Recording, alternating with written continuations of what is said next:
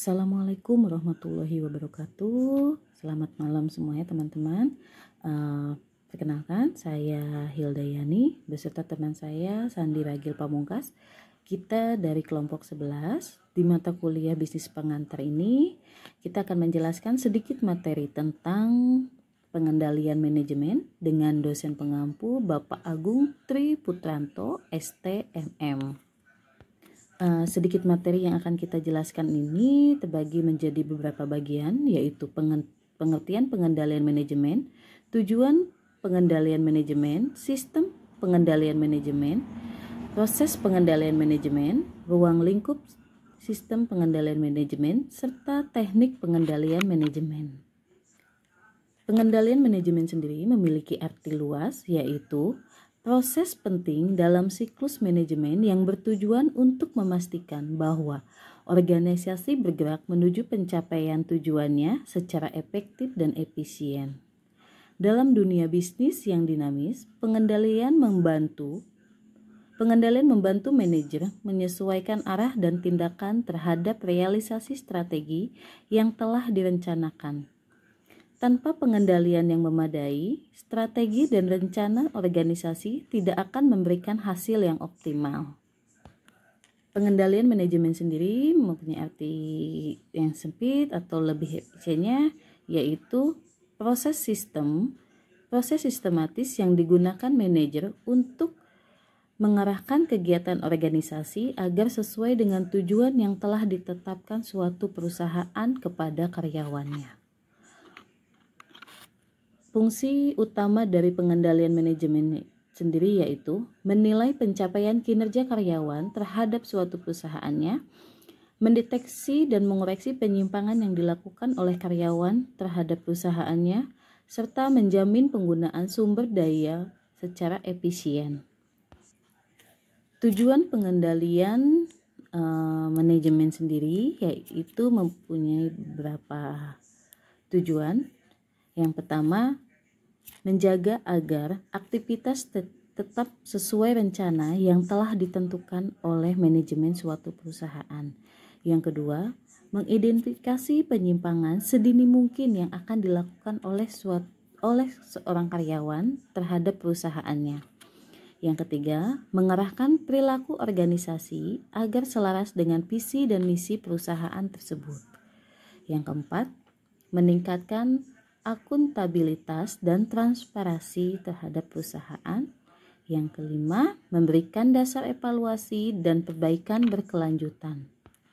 Yang dimaksud dengan mengawasi kinerja karyawan terhadap perusahaannya yaitu mengawasi kinerja kerja organisasi dan membandingkan dengan standar yang telah ditetapkan, mengidentifikasi penyimpangan dan masalah yang perlu diatasi.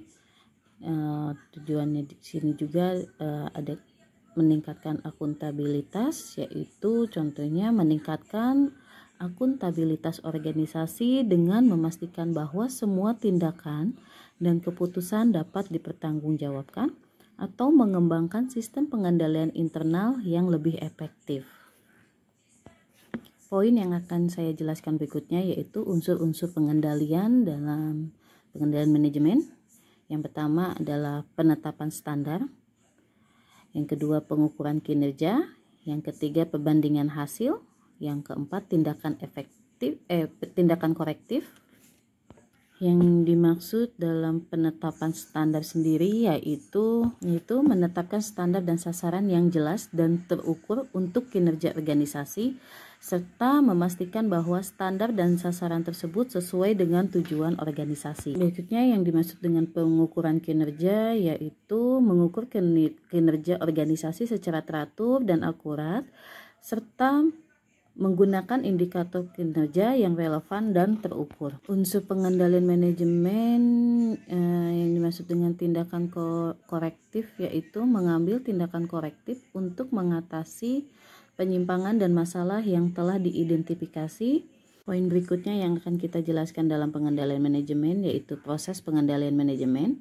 Proses pengendalian manajemen sendiri yaitu terbagi beberapa bagian. Yang pertama, menentukan tujuan dan standar kerja, mengukur hasil kerja nyata. Yang ketiga, membandingkan hasil aktual dan standar. Yang keempat, mengambil tindakan korektif jika diperlukan.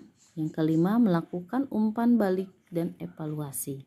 Menentukan standar dan kinerja sendiri yaitu contohnya menetapkan standar kinerja yang jelas dan terukur, menentukan target dan tujuan yang ingin dicapai oleh suatu perusahaan. Di sini juga ada dalam proses pengendalian manajemen itu ada pengukuran kinerja yang memiliki contohnya mengukur kinerja aktual dan membandingkannya dengan yang standar, mengidentifikasi penyimpangan dan masalah yang perlu diatasi. Proses pengendalian manajemen yang melakukan tindakan korektif, contohnya mengambil tindakan korektif untuk mengatasi penyimpangan dan masalah, serta memastikan bahwa tindakan korektif tersebut efektif dan efisien. Yang dimaksud proses pengendalian manajemen yang melakukan umpan balik dan evaluasi, misalkan mengevaluasi hasil tindakan korektif dan nilai yang efektivitas. Poin yang akan dijelaskan lagi tentang pengendalian manajemen yaitu jenis-jenis pengendalian. Salah satunya preliminary control, yang kedua concurrent control, yang ketiga feedback control. Preliminary control sendiri atau yang disebut dengan pengendalian sebelumnya yaitu pengendalian yang dilakukan sebelum proses produksi atau kegiatan dimulai. Contohnya pengendalian kualitas bahan baku, pengendalian keuangan. Pengendalian manajemen yang kedua yaitu concurrent control atau yang disebut dengan pengendalian selama, artinya pengendalian yang dilakukan selama proses produksi atau kegiatan berlangsung. Contohnya pengendalian kualitas produksi, pengendalian waktu produksi. Pengendalian manajemen yang ketiga yaitu feedback control atau disebut dengan pengendalian setelah. Memiliki arti pengendalian yang dilakukan setelah proses produksi atau kegiatan selesai. Contohnya pengendalian kualitas produksi jadi, pengendalian keuangan setelah proyek selesai. Contoh pengendalian dalam fungsi manajerial. Yang pertama ada perencanaan. Dalam perencanaannya, kita harus monitoring target dan prioritas utama yang harus kita dahulukan. Yang kedua ada perorganisasian, jadi pengendalian struktur dan alokasi sumber daya. Ketiga ada pelaksanaan, di dalam pelaksanaannya harus ada evaluasi aktivitas operasional. Yang terakhir adalah pengawasan, jadi penilaian hasil dan pelaporan kinerja. Sistem pengendalian manajemen atau SPM, yaitu sistem yang mengintegrasikan seluruh proses pengendalian dalam organisasi secara sistematis. Komponen utamanya yang pertama itu ada sistem perencanaan dan penganggaran, yaitu menyusun rencana kerja dan penganggaran tahunan sebagai acuan pengendalian. Yaitu selanjutnya ada pelaporan kinerja, laporan bulanan atau mingguan yang menunjukkan pencapaian terhadap target, dilengkapi analisis varians untuk memahami penyimpangan. Yang ketiga ada sistematis, jadi menyelaraskan penghargaan dengan pencapaian kinerja, dapat berupa bonus, kenaikan pangkat atau penghargaan non-finansial. Yang terakhir ada prosedur evaluasi dan tindakan korektif, jadi mekanisme formal untuk menilai dan memperbaiki kesalahan sistematis. Selanjutnya faktor penentu efektivitas pengendalian. Ada beberapa faktor penentunya dalam aktivitas pengendalian. Yang pertama itu ada kualitas informasi, jadi informasinya harus relevan, akurat, dan lengkap, tidak salah-salahan. Yang kedua ada komitmen manajemen puncak, yaitu kepemimpinan yang menunjukkan dukungan nyata terhadap proses pengendalian. Ketiga ada kesesuaian struktur organisasi, jadi struktur yang mendukung alur, tanggung jawab, dan komunikasi yang jelas. Selanjutnya ada sarana teknologi informasi yang mendukung, jadi pemanfaatan sistem informasi untuk monitoring dan evaluasi yang lebih cepat. Terakhir ada budaya organisasi terbuka dan adaptif, jadi dukungan terhadap nilai keterbukaan, integritas, dan tanggung jawab bersama. Nah, ada contoh kasus atau studi kasusnya. Ini adalah sebuah perusahaan distribusi mengalami keterlambatan pengiriman barang selama 3 bulan berturut-turut. Investigasinya menunjukkan kurangnya kontrol terhadap jadwal logistik dan penyedia pihak ketiga. Tindakannya apa? Yang satu, jadi menyusun ulang sistem monitoring pengirimannya. Yang lalu yang kita lakukan adalah melakukan evaluasi dan renegosiasi kontrak dengan vendor-vendor. Yang terakhir itu menetapkan Key Performance Indicator atau KPI yang baru, jadi supaya kejadian sama tidak terulang kembali. Nah, kelebihan atau kekurangan pengendalian dalam manajemen. Jadi untuk kelebihannya itu dia adalah menyediakan menjaga organisasi pada jalur tujuan, meningkatkan efisiensi dan efektivitas, dan meminimalkan resiko kegagalan. Kekurangannya bisa menciptakan birokrasi berlebihan, dapat menurunkan kreativitas jika terlalu berat, dan biaya implementasi yang terlalu tinggi.